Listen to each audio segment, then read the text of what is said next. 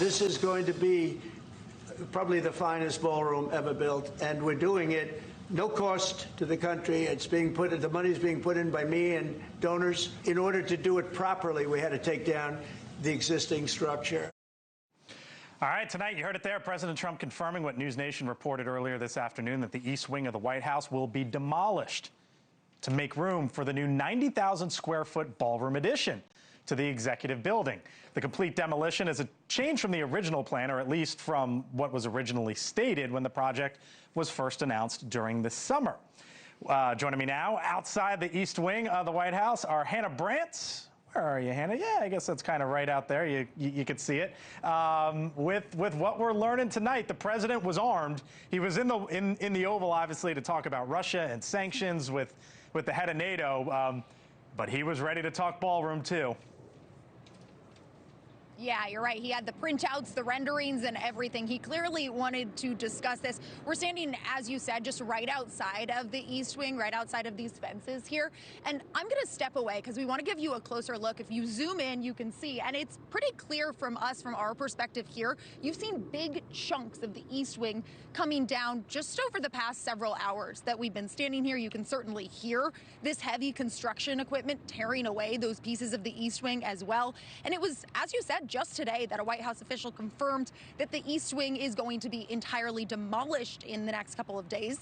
That is a change from those initial plans. It was over the summer that President Trump first said when he announced this project he wouldn't interfere with the current building. But when he was asked about it in the Oval Office just minutes ago, he said this decision to tear down the East Wing was made after discussions with architects. He proudly showed off renderings of what that new ballroom is going to look like. You're seeing pictures of them on your screen right now. Those are the renderings. The White House says the plan here is to build a 90,000 square foot ballroom that will hold nearly 1,000 people.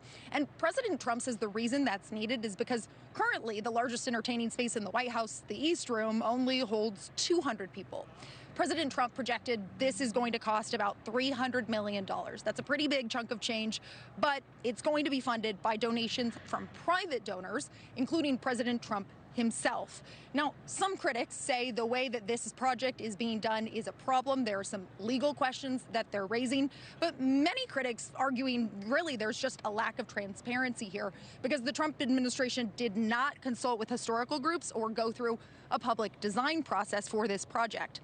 The White House, though, really does not seem to be swayed by this criticism. They've, in fact, called it manufactured outrage. And the White House says they do expect this ballroom project to be finished by the end of President Trump's term. This, I would note, though, is just one of a number of changes that the president has made to the White House since moving back in. We've also seen him pave over the grass in the Rose Garden. We've seen him install flagpoles, and we've seen him add some gold decor to the Oval Office, Blake. Yes, we have our Hannah Brandt live tonight, just outside 1600. Hannah, thank you. All right, so wanted to show you over the years, presidents have made their own changes to the White House. The West Wing was added in 1902, for example, by Teddy Roosevelt. 1952, Harry Truman completed 4 years of major structural renovations. Fast forward a bit to 62, the Rose Garden was finished during the Kennedy administration.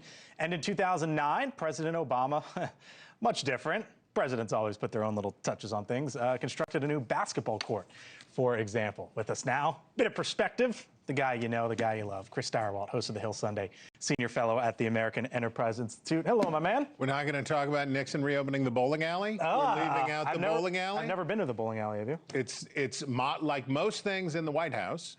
It's relatively modest. Yep. It's pretty cool, though. And they have pictures of Nixon in 70s attire. And he was apparently quite a pinstriker. At first, I was like, they are literally demolishing the White House, and process that sentence for a second, parts of it.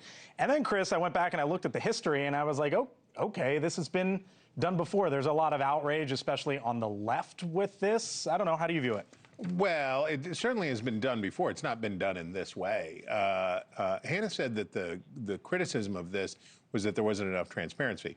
It's very transparent, right? And what the president has done is he has said to people with business before the United States of America, or are heavily regulated by the United States of America, or are subject to tariffs by his government, it would be awfully nice if you gave me money so that I could build the project that I want to build.